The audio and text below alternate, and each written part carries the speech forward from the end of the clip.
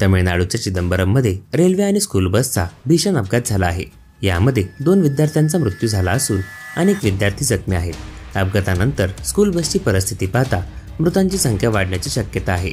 सेमन्नागुप्पम भागात शाळेची बस मुलांना घेऊन जात होती। रेल्वे ट्रॅक पार करत असताना ट्रेनच्या बसला टक्कर बसली। या अपघातात स्कूल बसच्या चिंधड्या उडाल्या आहेत। विद्यार्थ्यांनी भरलेली ही स्कूल बस उडून रेल्वे ट्रॅकच्या बाजूला असलेल्या झुडपात पडली। या स्कूल बसचा व्हिडिओ पाहिला असता अपघाताच्या तीव्रतेची कल्पना येते। रेल्वे येत असल्याचे स्कूल बसच्या चालकाला समजले नसल्याचा अंदाज बांधला जात आहे। यामुळे वेगाने येत असलेल्या ट्रेनची बसला धडक बसली। सकाळी 7 वाजण्याच्या सुमारास हा अपघात झाला आहे। आतापर्यंत 2 मुलांचा मृत्यू झाल्याचे सांगण्यात येत आहे। इतर विद्यार्थी गंभीर जखमी आहेत। या विद्यार्थ्यांना तातडीने कुड्डलोर सरकारी हॉस्पिटलमध्ये नेण्यात आले आहे।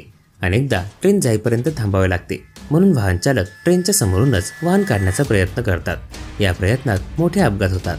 स्कूल बस चालकाने ट्रेन येताना पाहिली होती की नाही हे आता तपासानंतरच समोर येणार आहे। परंतु सध्या घटनास्थळी शेकडो लोक जमले असून रेल्वे खात्याच्या निष्काळजीपणामुळे हा अपघात झाल्याचे आरोप करत आहेत।